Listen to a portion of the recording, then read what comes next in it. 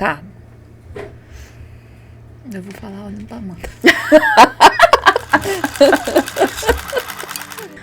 Olá, bem-vindo a mais um Prosa Cinéfila. Eu sou Amanda Wade e hoje a gente vai falar de roteiro, mas não só de roteiro, de preparação do roteiro, mas também de juntar roteiristas, né? De pensar o mercado, de pensar projeto, de como começa a carreira, falar um pouquinho também sobre a própria carreira da nossa convidada de hoje, porque a gente está aqui hoje com a jornalista, roteirista e presidente da Autorais, que é a Associação Baiana de Roteiristas.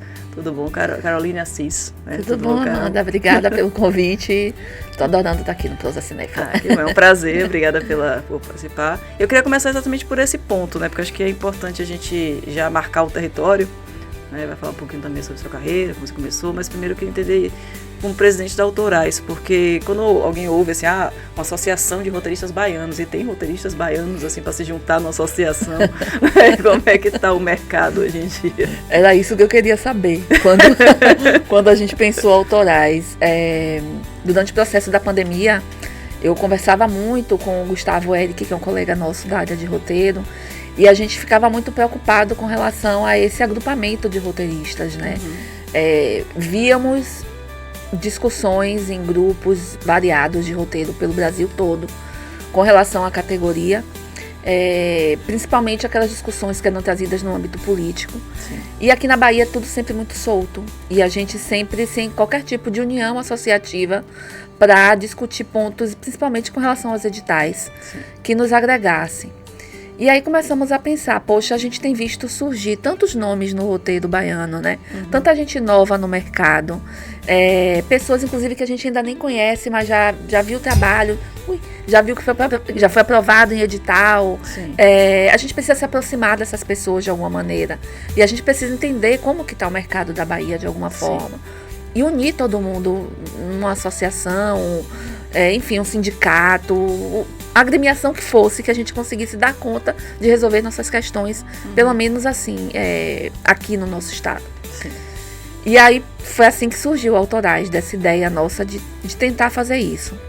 A gente está nessa formulação da entidade, hoje a gente possui 36 roteiristas convidados, foram convidados por nós para se juntar a esse grupo formativo da entidade, mas agora em julho a gente já pretende abrir as inscrições para que muito mais roteiristas se associem e que a gente possa ter essa noção realmente de como está o mercado, que a gente ainda não tem.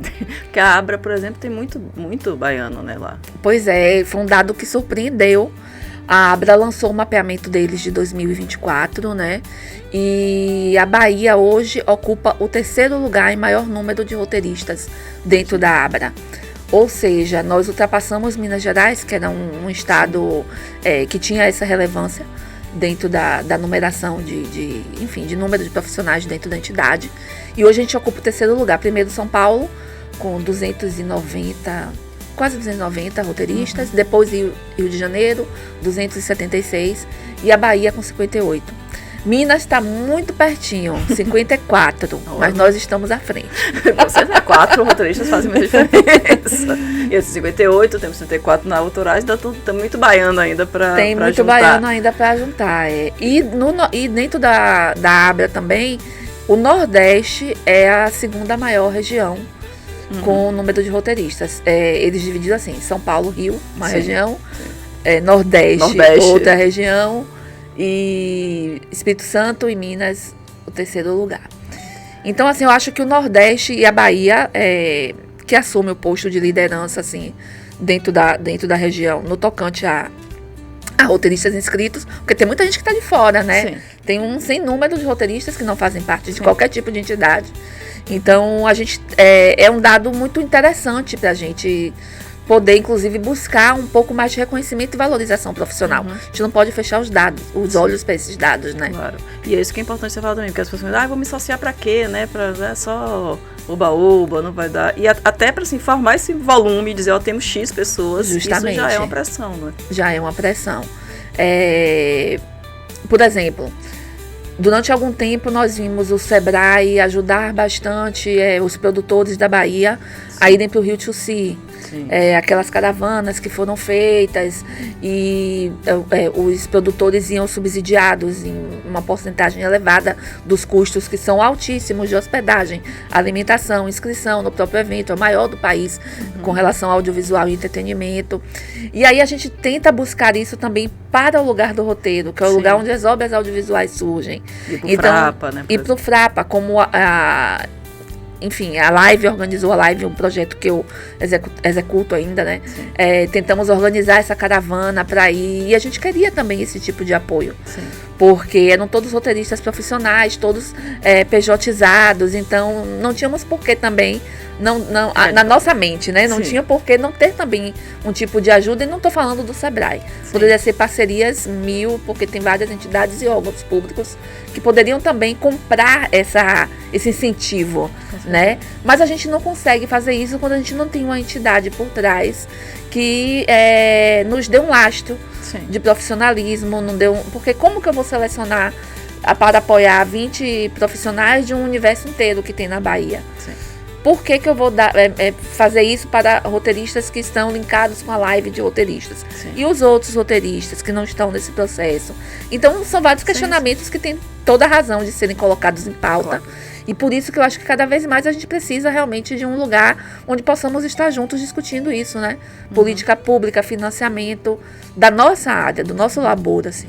Mas você acha que o roteirista ele já está sendo valorizado no Brasil, atualmente? Eu não sinto isso, assim, com muita sinceridade.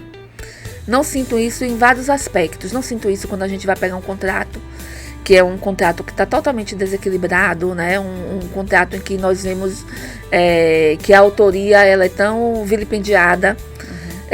Não vejo isso, às vezes, nos créditos. Sim. Não só a forma como somos inseridos, né?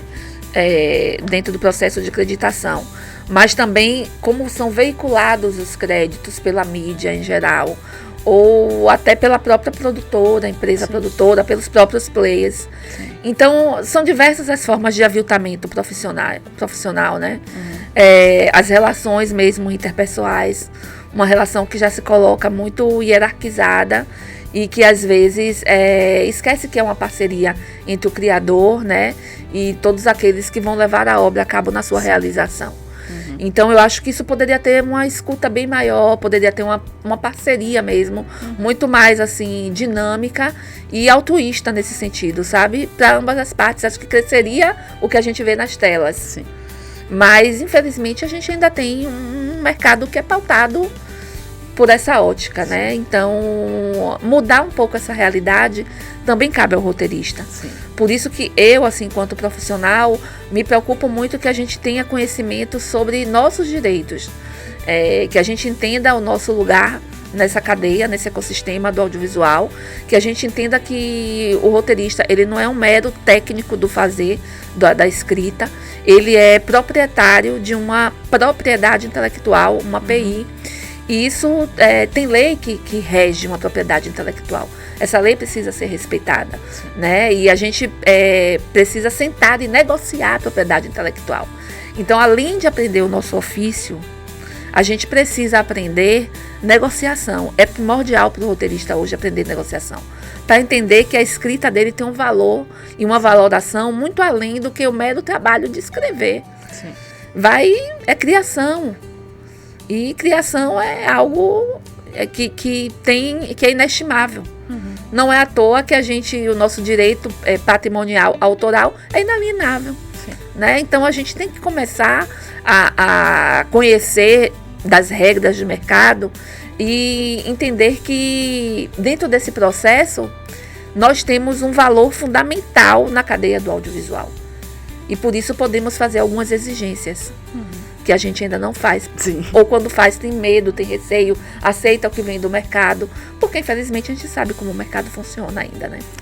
E isso que você fala da imprensa é importante, né? Porque às vezes assim, o filme é lançado, a obra é lançada, mesmo série, né? Já, antigamente o autor de novela era o roteirista, hoje o diretor artístico está começando a ganhar um poder parecido, né? Você tem uma potência já de e no cinema sempre foi o diretor. né? O roteirista às vezes não é nem citado, né? Como você fala. Justamente. Ainda estou aqui, o primeiro prêmio dele foi de roteiro em Veneza. E ninguém nem sabe quem são os roteiristas. É Walter Salles e Fernanda Torres o tempo todo. Nós somos o tempo todo invisibilizados, assim, é incrível. Para mim, e eu falo isso muito claramente, já falei em outros lugares e vou falar aqui também, é orquestrado. Para mim isso é muito... é uma força invisível que orquestra, que mexe esses palitos do audiovisual, assim, do mercado, do ecossistema, e que orquestra justamente a invisibilidade do roteirista. Isso tem a ver muito com o poder da grana, do dinheiro, né? Porque mexe com a margem de lucro de distribuidoras, de produtores audiovisuais, de players, e eles não estão a fim de dividir esse bolo. Eu estava fazendo um curso com o Alfredo Manevi recentemente, e o Alfredo citou algo que eu achei bem interessante, que eu não tinha parado ainda para pensar. Ele estava falando desde o início, quando começaram as políticas culturais no Brasil. E aí a gente vem lá para o período Vargas e esse início de construção de política cultural. Desde aquela época, toda política, toda a construção política para o cinema brasileiro e para o audiovisual brasileiro, ela foi construída em cima de produtores e distribuidores. Eram eles quem sentavam à mesa para negociar. Então, historicamente, roteiristas sempre estiveram marginalizados. Não tínhamos nenhum poder de negociação e nem íamos, nem queríamos. Estávamos ali fazendo aquela artisticamente, fazendo arte. Enquanto produtores e distribuidores estavam cuidando da grana. Sim. E foram eles que pautaram a nossa política pública, né? E vem pautando desde então. Então nós chegamos aos anos 2020 e continuamos fugindo desse lugar. Sim. A gente precisa sentar nesse lugar, precisa ocupar esse lugar. Então a gente precisa também preparar lideranças políticas na área do roteiro para discutirem e negociarem as nossas questões. Senão vamos sair perdendo sempre. Porque não tem ninguém, não tem nenhum roteirista no Conselho Nacional de Cinema, não vai ter nenhuma cadeira, não tem nenhum órgão público, não tem nenhum roteirista sentado aqui na diretoria de audiovisual, na Secretaria de Cultura. Então, assim, nós não temos representatividade nesses locais. Quando a gente não tem representatividade no Conselho de Cultura Estadual, quando a gente não tem nenhuma representatividade nos lugares onde a política pública é decidida, obviamente, outros estão decidindo por nós. Claro. Então, uma das preocupações, inclusive, da Autorais, falando agora pela Autorais, é nesse sentido. Construir essa mentalidade para nós, roteiristas, de que precisamos participar atuantes da política pública. Se colocar, porque isso, nos editais, do audiovisual. Fazer edital, o roteiro já tem que estar pronto. Então, quem trabalhou primeiro ganha valor de graça, né? Então, tem sempre aquele refaz, e aí depois vai ver o que dá e tudo. Vem aí difícil. Agora os editais, arranjos regionais, sim, que Joelma anunciou lá no Cine OP. Queria voltar os editais de arranjos regionais, agora para 2025, o último, acho que foi em 2019. Quer dizer, cada estado é quem vai selecionar quais linhas eles vão querer financiar. Se nós, enquanto roteiristas, não nos organizarmos e irmos solicitar isso na Secretaria de Cultura, núcleos criativos e desenvolvimento de roteiro não vai estar presente. Sim. Porque existe uma gama de demandas de vários setores que estão, com certeza, também adiantando suas pautas juntos à SACUT. Então, é isso que a gente tem que pensar. Porque quando chega o edital, não adianta a gente reclamar, já está lá pronto. Enfim, coisa de mercado também, porque você faz edital de roteiro, mas aí o diretor bota como vai desenvolver o seu roteiro. Justamente. Então, enfim. São tantas questões que a gente vai ficar aqui chorando, mas vamos as pitangas até. Vamos pensar em coisas boas, né? Assim, mas de alguma maneira melhorou também esse desenvolvimento, né? A gente consegue ver alguns nomes. Você tem alguns roteiristas que você se inspira, que você diz, eu admiro, como é que... Primeiro, eu venho da escrita, assim, né? Sim. A minha base muito é América Latina. Então, eu passei pela Escola de Cuba e aquele lugar é um lugar muito inspirador para quem faz cinema, para quem escreve, principalmente. Eu respirei aqueles ares de Gabriel Garcia Marques. Então, toda a minha minha forma de escrita é uma forma muito linkada com esses mestres latino-americanos. Aluga-me para sonhar. Justamente. Então eu venho do próprio Gabo, mas eu estudei Doc Comparato muito, inclusive estou relendo muita coisa de Doc Comparato, porque eu acho que é um mergulho que a gente faz nas nossas no formativo ali. Doc, ele disponibilizou inclusive toda a produção dele lá na Abra, né, para acesso gratuito para os roteiristas, enfim. Orlando Senna, que fundamentou muito a minha escrita também, fiz várias oficinas com Orlando. Inclusive encontrei Orlando lá em Cuba, foi super interessante.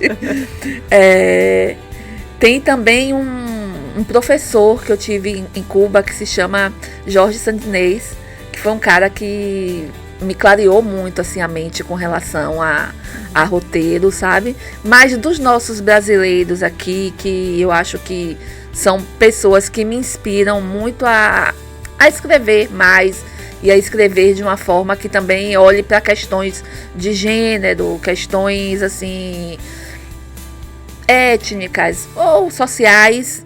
Eu gosto muito do trabalho da Ana Moulaer. Ela se viu envolvida nessa última polêmica agora com Genil Zeppelin. Mas voltou atrás, soube reconhecer. Ela também soube reconhecer e chamar para o debate. Eu acho que ela fez isso de uma maneira muito bacana. Sim. Então, eu gosto muito do trabalho dela e não é desde Que Horas Ela Volta. Sim. O trabalho dela muito anterior, que eu já vinha acompanhando. Gosto também do Thiago Dottori. Eu tenho acompanhado alguns roteiristas, assim, principalmente da nossa safra aqui na Bahia, mais recentes, né? Vendo o crescimento exponencial, inclusive, de alguns dos nossos colegas, como, por exemplo, o próprio Marcelo, que já esteve aqui, a Oliveira Lima, que já esteve aqui no podcast, a Ana do Carmo, o Igor Ferreira.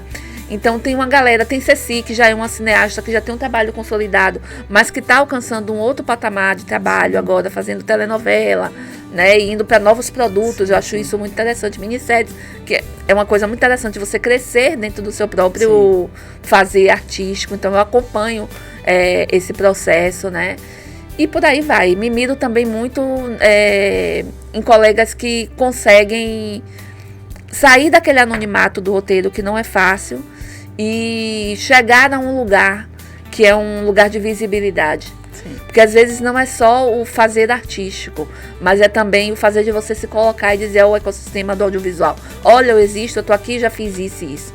É muito difícil você conseguir esse lugar dentro da estrutura que a gente já sabe de mercado. Então, quando a gente vence determinadas barreiras, limites nesse sentido, para mim também são pessoas admiráveis, que conseguiram também ultrapassar a própria limitação da profissão, né? E saiu dos bastidores e se mostrou. Justamente. E assim, mas voltando agora então para a sua carreira, você começa como jornalista, você foi jornalista de formação, chegou a trabalhar. Eu entrei no roteiro por acaso. É isso que eu ia perguntar, como é que foi essa transição, né? Eu fazia jornalismo, concluí o curso de jornalismo na UESB, em Vitória da Conquista, que é a Universidade Estadual. E queria voltar para a minha região. Eu sou de Valença e sempre morei em Beira-Mar e Conquista, aquele frio, aquela coisa toda. Falei, não, tenho que voltar para Salvador, pelo menos. Vou fazer uma pós-graduação, que era o lugar que eu achava que encontraria uma pós na área de televisão, que é do que eu fazia, assim. Já trabalhava com TV lá em Conquista. E aí caio na Unijorge, que é uma faculdade nova, e tinha uma pós em roteiro para TV e vídeo. A pós que a gente fez, eu fiz. Justamente. Eu me inscrevi naquela pós, eu não olhei a nossa... Como é que chama? Ementa. Não olhei nada, eu vi roteiro para TV e vídeo. É isso. Pronto, é isso. Eu trabalho com TV. É o que eu quero. Eu achei que era jornalismo. E aí, quando eu chego, primeira semana de aula... Não, primeiro dia de aula, já recebi o manual do Newton Canito, aquele... o Manuel. Manuel, primo pobre dos manuais de roteiro. Falei, meu Deus, eu vou escrever o quê? Filme, novela? E aí vem aula de telenovela, aula de dramaturgia. Eu falei, eita, meu Deus, eu caí num negócio completamente errado. E aí eu fui gostando. Aí eu falei assim, não, então agora eu vou fazer isso aqui mesmo, já tô aqui. Já que eu tô aqui, né? Gostei, né? Gostei, vou ficar aqui. Foi assim que eu comecei no roteiro, eu não trabalhava com roteiro. Eu não sabia, não. Não tinha a menor noção. E na época que eu fiz a pós, eu trabalhava na Igreja Universal do Reino de Deus. Pense aí. Meu Deus. Aqueles programas que passavam durante a madrugada, aqueles programas religiosos, fazia produção. Sim. E aí eu conversando com a coordenadora do curso, Yara Seidenstrick, e Yara, por que é que você então não cria os roteiros dos programas religiosos, que precisa de roteiro, né? É uma verdade, de fato. É um caminho, é um filão. Mas não tinha, vinha todo o pacote pronto, né, de Rio e São Paulo, assim, na época. Meu Deus, eu odiava trabalhar naquela empresa, assim. Mas foi assim, foi super engraçado esse começo. Foi a partir daí que eu comecei a trabalhar com roteiro, 2006. Que eu lembro que aí você ainda foi pro documentário, né, porque tinha Serafim, então Isso. tinha uma relação com o jornalismo. Com jornalismo, né? E aí seus primeiros trabalhos foram mais voltados para o E minha conclusão foi em videoclipe, olha que loucura. Uau! Com Mayra, que é a nossa colega, Mayra sim. Cristina, foi minha orientadora na época. Que massa. Foi bem bacana, assim. Foi uma salada de frutas que deu certo. Porque desde então você já tem, né, tem se consolidado, Pois trabalhando com... Aí dali comecei a trabalhar na antiga X Filmes com Lázaro Faria, que se tornou a Xé Filmes. Trabalhei um tempo com Lázaro, desenvolvendo alguns projetos dele. E depois já fui pra BCV, aí comecei na luta política. Fui pra BCV, que é da BD também. E aí pronto, aí começou toda essa loucura. Então você tem esse viés político, né? Você é a roteirista que gosta de entrar nas discussões. Nas discussões. Em tudo que traga benefícios para a nossa profissão, assim. Porque eu vejo a luta política para isso. Eu preciso beneficiar a classe dos roteiristas, de alguma maneira. Já somos muito vilipendiados. Qual é o único caminho? É a luta política. Porque ou eu me torno uma super roteirista de sucesso, sim, que é um caminho muito árduo e que vai demorar anos para eu chegar. Não nasci herdeira, não tenho QI, enfim, nada. Venho do zero ali. Na minha família, inclusive, não tem ninguém que trabalha com televisão, nem com roteiro, nem com nada. Então é muito difícil pra gente que vem desse lugar, né, chegar num patamar. Ou eu alcanço esse lugar para poder me tornar realmente uma influenciadora positiva com relação ao trabalho do roteirista. Infelizmente ainda não consegui. Ou eu caminho uma outra luta que é árdua também, mas posso fazer pequenas ações dentro do espaço onde eu atuo. Então foi esse lugar que eu escolhi, para facilitar o meu caminho, inclusive. Sim. Eu escolhi trabalhar com a luta política. Até para fazer o network também, essas trocas, né? Me ajudou a crescer também nesse sentido. Network foi fundamental, estar nesse lugar, sabe? Sim. Porque você conhece muita gente, termina dialogando sobre várias atividades, vários setores, e se conectando com as outras pessoas por conta dessas questões. Mas você já fez série, já fez longa, já fez curta, já fez de tudo. Aí eu continuei trabalhando em TV, com jornalismo e com entretenimento. Então eu fazia programas de variedades, fiz o Rede Bahia Revista na TV Bahia, fiz o Chegue Mais na TV Aratu, que ganhou o prêmio na telinha UOL, fiz o Dendê na Mochila também na TV Aratu, fazia na TVE aquelas grandes reportagens, né, aqueles especiais de São João, enfim, várias datas que aconteciam. E o curioso de tudo isso é que muitas vezes ficava sem acreditação. A gente não se importava muito nesse lugar. Até para criar portfólio. Para criar portfólio, não existia muito essa acreditação para roteiro. Então você terminava fazendo tudo. Você escrevia, você dirigia, você produzia, você editava, era uma loucura. E aí, dessa experiência, eu fui fazer publicidade com a Xé Filmes.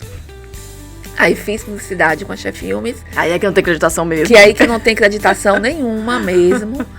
E depois fui escrevendo longas. Aí foi um outro processo. Aí um diretor morria, o outro... Era uma tragédia. Sempre quando tinha acontecido alguma coisa, tinha que recomeçar do zero. Eu fiz alguns curtas, tem uns 3 curtas que eu não mostro a ninguém, porque são trágicos. Tem o longa que saiu ano passado, o longa documental do Edi Star, mas esse longa, ele é quase 3 produtos. Primeiro foi feito um telefilme, depois foi feito esse longa, e não sei o que vem mais dele aí, se vai vir alguma coisa. Mas é um trabalho. Mas foi licenciado primeiro por Music Box Brasil, é uma produção da Tendendê, e depois entrou em cartaz nos cinemas com distribuição da Lança Filmes. Foi bem legal, porque eles também fizeram uma distribuição de impacto. E eu achei bem interessante a proposta. Pelo trabalho de Edi com a população LGBT, né? Então, foi bem interessante. Escrevi e ganhei o último edital do FSA de Arranjos Regionais de 2019, com a série Bahia de Todos os Cantos, Pensão Ludovico. Sim, eu ia falar, o seu projeto mais autoral até agora é a Pensão Ludovico. O mais autoral. O que o Edi Star também foi, porque foi toda uma criação minha. Certo. Mas foi uma encomenda. Tá. Não foi a ideia, não surgiu de mim. Sim. Eu recebi convite para escrever, mas desenvolvi toda a pesquisa, enfim. Mas o projeto autoral mesmo, de criação, ideia e tal, foi o Pensão Ludovico, que é a série que eu ganhei o FSA, foi dirigida por Ceci, ela terminou de gravar no ano passado pela Bahia Visual. São 8 episódios de 26 minutos. Já tem data de estreia? Ainda não. Mas eu acho que não passe desse 2025. Certo. E tô desenvolvendo agora um longa que se passa na Chapada Diamantina. Está em processo de desenvolvimento e negociação com algumas plataformas. Assim, a gente já chegou a adiantar conversas desde o Nordeste Lab do ano passado. Massa. Então estamos nessa negociação para o desenvolvimento desse longa. Desses caminhos. É isso, para mostrar. E é importante falar sempre, para ver também essa dificuldade que a gente fala, né? Não dá para viver de um projeto, porque o projeto é feito, você recebe o dinheiro, o projeto vai sair daqui a 2 anos. Daqui a 2 anos. Se você não encata um no outro, você paga as contas como? Justamente. Né? Bahia de Todos os Cantos também foi uma série que a Atendende fez, que eu fiz produção, direção, roteiro. Fizeram várias temporadas. Eu participei do ano 4. Pronto, você sabe qual é, né? Na época que Vânia me chamou para essa produção dessa série, ela estava começando a implementar como se fosse um docudrama, né? Uma mistura de documentário com drama e tal. Foi uma proposta interessante. Tinha até aquela coisa dos bastidores da produção, né? Ela usava a própria redação justamente. E a equipe, né, do TNDD como personagens. Isso mesmo. É bacana dentro do processo. Aí, nesse processo também fiz várias consultorias, terminei agora a consultoria do longa de Violeta Martinez, que ela ganhou o Aldir Blanc, terminei a consultoria do longa da Gata Preta, filmes lá de Brasília. Então, estou fazendo várias consultorias nesse processo. Sentido. E aí a live, né, que você criou na pandemia, né, que começou com Vamos Fazer Coisa Juntos, né, e de Coisa Juntos virou live de roteiristas, e que acoplou o Brasil inteiro de alguma maneira. Você acha que esse é uma forma também da gente estudar, porque assim, o roteirista tem que se juntar, ele tem que fazer, ele também tem que estudar e ver roteiros, por isso que você vai ter, né, quais são as suas referências. Eu acho que é uma coisa que falta também, da gente também se ouvir, se ler, se estudar dentro desse processo. Justamente. A live foi algo muito interessante, como case mesmo, porque eu e Ceci conversando, falei, Ceci, bora fazer uma live falando sobre como os roteiristas estão encarando esse momento pandêmico, porque na época eu estava vendo encontros assim, diretores e produtores, todo mundo fazendo algum tipo de live. Eu falei, eu não entendo roteiro, não, vamos dar um jeito nisso. Aí eu sempre achei Ceci muito, como é a palavra que eu posso usar, assim, ela, pela experiência até profissional dela como professora, ela sempre falou muito bem, sempre se comunicou, se expressou, muito comunicativa. E ela criava interlocução, é isso que eu queria dizer, não é bem uma comunicação em si, mas ela conseguia criar uma interlocução com quem estava do outro lado. Certo. E para mim isso era muito importante, para que a gente pudesse fazer uma live que atraísse pessoas, né? E ela topou de imediato, a gente fez a primeira. Quando a gente fez a primeira, eu não tinha noção do que era aquilo. Foi um universo de pessoas, assim. Porque assim, vamos ver no que dá, né? Vai vir uns 5. Aí eu resolvi abrir inscrição. Tanto que quando eu convidava as pessoas para participar, e você viu, você foi convidada, era assim, não, é só um bate-papo. Sabe, era uma coisa que a gente não estava apostando muito, não. Era para conversar, era para conversar mesmo. E aí, quando eu falei assim, vou abrir inscrição pro Brasil todo para ver o que rola. Nossa, era gente de lugares que eu nunca imaginava, cidades de onde eu nem... Quando eu vi 300, 400 inscrições, eu falei, Ceci, a gente não vai dar conta dessa demanda, não. Não sabia nem usar o Zoom. Caía o Zoom de 1 em 1 hora, tinha que ficar voltando. Não tinha ido pago, né? Não tinha pago ainda. Eu nem sabia que tinha Zoom pago, na verdade. Então, pra mim, foi um case nesse sentido, assim, de proposta de comunicação para um agrupamento que não tinha um lugar onde colocar sua voz. Até hoje, as pessoas, quando às vezes falam comigo no privado, citam, poxa, aquele momento da live foi tão importante. Foi muito bacana aquilo que vocês fizeram, me ajudou tanto, sabe? Eu recebo muitos depoimentos nesse sentido, volta, mas não é mais esse momento, por isso que eu não voltei mais. Vontade sempre tive de fazer novamente. Talvez fazer em outro formato, né? Porque aquelas lives era muito daquele momento da daquele pandemia. momento, Inclusive, até para as pessoas para participarem, estavam mais abertas e mais propensas a doarem seu tempo para aquilo. Hoje em dia já quer uma remuneração, já quer um cachê, porque já passou a pandemia, né? Sim. Então todo mundo agora quer também receber o seu. Sim. E vieram esses profissionais enfim, tops do Brasil todo. A gente quis focar principalmente em quem já tinha uma carreira muito consolidada, justamente para poder atrair mais pessoas para essa pauta de discussão, assim, sobre o roteiro. E deu certo naquele momento, foi ótimo. 4 edições.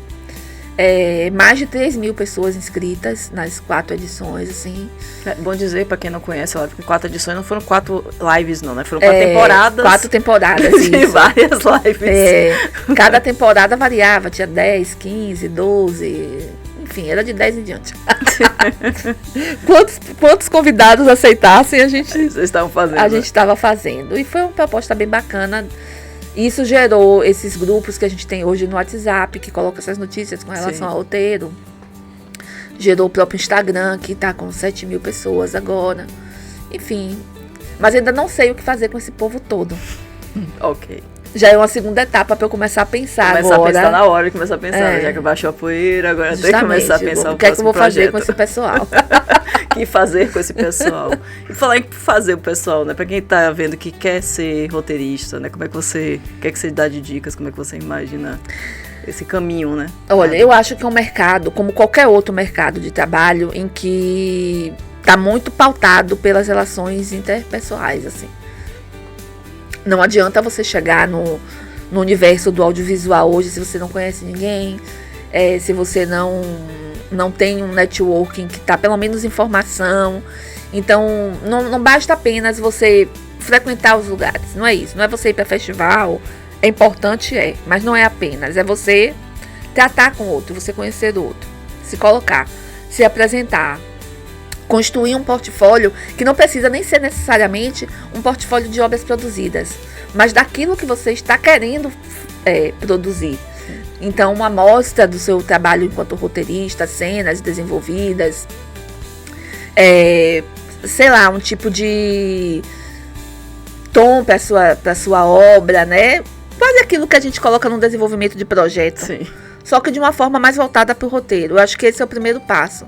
E sair por aí com isso, participando de curso, participando de eventos, discutindo com as pessoas em grupos, inclusive nas redes, porque eu acho que é esse lugar que leva você a conhecer as outras pessoas e receber indicação. Sim, e saber se vender, né? Pra começar, e saber se vender. Deixa eu tomar água aqui que chegou um momento difícil. Saber se vender é um momento difícil. Quem trabalha com roteiro tem essa dificuldade, mas é uma dificuldade que é histórica.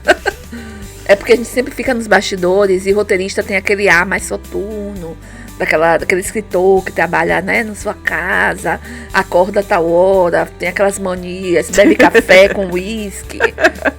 Escreve em pé, né? Tem gente que escreve em pé. Essa imagem está sendo desconstruída aos poucos, né? Sim. É um ofício como qualquer outro e precisa realmente de muita concentração, de muito estudo, de muita base, muita vivência, inclusive. Eu digo que para você ser roteirista, você tem que viver muito. E viver, inclusive, coisas que você não viveria por escolha própria. Não estou dizendo por aí para ninguém sair matando ninguém, né? Não é nada disso. Mas você ter curiosidade pela vida, né? Sim. E a leitura, ela leva a gente a viver várias vidas em uma só. Por isso que eu acho a leitura fundamental, assim, para quem escreve roteiro. Sim. É uma das dicas que eu dou, assim, precisa ler bastante. Precisa ler, inclusive, roteiro, que tem gente que escreve roteiro, mas não lê roteiro. Sim. Então, se passa, assim, na construção, né? Quer aprender a técnica, a formatação, e as nuances não aprende, as nuances de passagem de tempo, né? Enfim, um monte de coisas que não é só a técnica que te dá, mas também a aptidão para a vida, assim. Sim. E você saber colocar isso na sua escrita, vem com essa base que você traz da vivência e da literatura. Quando você não pode viver, eu não posso matar ninguém. Então, não vou poder ter essa experiência, não quero ter essa experiência. Poder eu posso, não quero ter essa experiência de matar uma pessoa para saber descrever uma cena de um assassinato. Mas pela literatura eu posso vivenciar isso. Sim. Então, e pelo roteiro você vai dar essa vida a esse personagem. Então você tem que saber quais são as emoções, quais são as sensações, quais os minuciosos atos para aquela prática daquele crime. Então, é preciso ter muita curiosidade para poder você conseguir descrever uma cena dessa. Se você for uma pessoa limitada intelectualmente, se você for alguém que tem, inclusive, limitações éticas, limitações filosóficas, religiosas, não posso matar porque isso vai contra a lei de Deus e tal. Então, você nunca vai escrever uma cena, sim, porque a vida é feita de tragédias também, né? Então, a gente precisa se despir um pouco desse lugar para poder escrever com coragem, né? E significa que a gente não está concordando com isso, né? Justamente. Não estamos concordando, mas estamos falando sobre algo que acontece. Ou até sobre o que não acontece, né? Do mundo. Realidade, ficção e fantasia. É o que cria e embasa a literatura. E para você, vendo um roteiro, o que você acha que é? Esse é um bom roteiro. O que seria um bom roteiro? O bom roteiro, para mim, é aquele que eu leio e entendo sem precisar ler duas vezes. Porque quando você volta para fazer uma leitura de algo que você travou, né? Leu, é porque travou, não está claro, está confuso, não foi escrito da maneira correta. Sim. Se você relê algo, é porque ele não foi escrito da maneira correta. Se você não visualizou ainda assim. Se você não visualizou, é porque não ficou claro para você o que aquilo quis dizer. Então, toda vez que você pega um roteiro, que tem que ser o mais simples possível, não precisa muita firula, não precisa muita adjetivação. Tem uma série de, ação e diálogo. E você tem que voltar para reler o que está escrito, é porque não foi escrito bem, né? Sim. Então, para mim, assim, é muito óbvio. Li, não entendi, tá estranho, não tá bem escrito. Então, se não tá bem escrito, não vai ter uma compreensão exata por parte de quem vai interpretar, nem por parte de quem vai traduzir aquilo no espetáculo. Direção de arte, direção de fotografia, todo mundo tem que ter essa visualização ao mesmo tempo, né? É isso, mais ou menos. Que é isso que é importante, né? O roteiro tem que ser transformado em audiovisual, né? Justamente. Tem que ter essa noção, né? Muitas vezes. E aí, pensando nisso, né? Falei do roteirista, mas obras, né? Que seja um filme, uma série, ou uma novela, ou coisa que você diz, esses são maravilhosos, eu assistiria 50 mil vezes, porque eu amo a partir do roteiro. Telenovela. Eu assistiria Tieta de olhos fechados 50 mil vezes. Pra mim é incrível o texto foi Aguinaldo, né? De Aguinaldo Silva. O trabalho que ele fez em cima da obra de Jorge Amado, essa tradução dessa adaptação. Eu li o original de Jorge Amado e assisti a telenovela 2 vezes. Quando passou e depois no Globoplay. Sem fazer propaganda pro Globoplay. Mas revi. Inclusive estou revendo várias novelas, né? Sim. Antigas. Pra mim é primoroso, assim. E tem personagens que são incríveis. E uma coisa que eu destaco muito e que eu acho que pesa quando se cria remakes, e aí trazendo até discussão para Vale Tudo, é a questão da atuação. Sim. Os atores eram fantásticos, né? Então, eram escolhidos a dedo, assim. É um elenco incrível. E eu acho que isso deixa a desejar um pouco quando a gente assiste remake. Sim. A gente sente falta daquela atuação. Que marcou, né? A personagem vira aquela pessoa, né? Que marcou, justamente. Eu adoro Bridgerton, sou fã de carteirinha de Bridgerton, mas estou assistindo uma série colombiana que é juvenil, mas tem temas muito adultos e muito bacanas, e mistura drama com romance, que se chama La Primeira Vez. La Primeira Vez. Ela vai entrar agora na 3ª temporada, feita pela... Ai, meu Deus, é uma TV pública da Colômbia. Esqueci agora o nome. Essa televisão criou para a Netflix. Então, entendi. É uma série que está na Netflix, incrível, lá a primeira vez.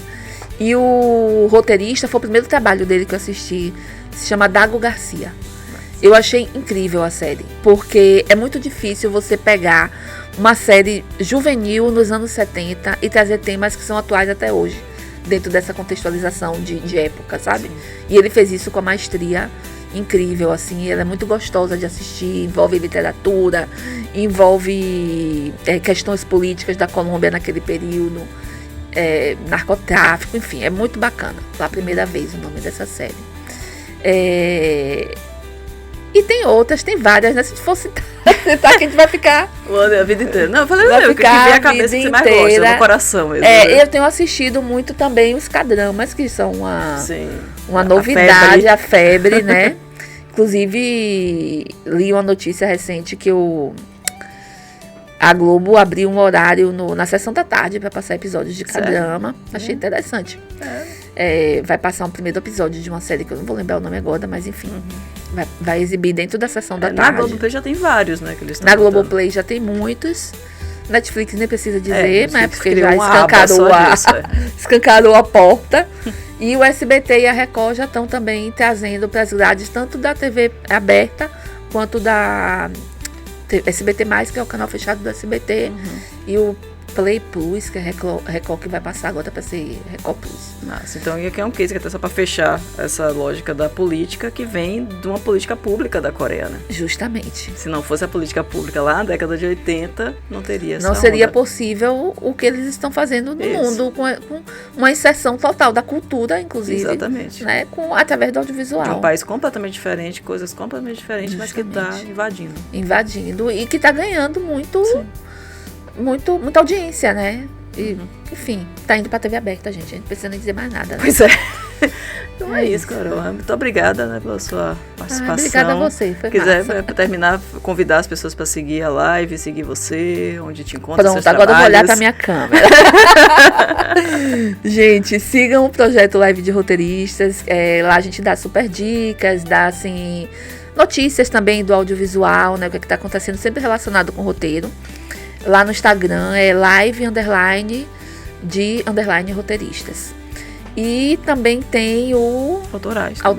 Autorais Associação, Autorais_Associação também no Instagram. São 2 perfis diferentes um do outro, né? Um para quem está lidando mais com questões associativas e o outro de mais entretenimento pra gente, notícias para a área do roteiro. E o seu, não quero, né? Carolina Assis, LLNI, Assis, tudo junto. Você vê, né, como é difícil. O meu é né? mistudo, viu, gente? Coisas pessoais, profissionais, mas tá lá aberto, é público também, pra quem quiser seguir. Então pronto, fazer a sua merchan. Fiz meu merchan, pronto. É isso, gente. Também não esqueçam também de seguir, né, assinar o canal da Prosa Cinéfila, tanto no YouTube, se você estiver no YouTube ou no Spotify. E até a próxima.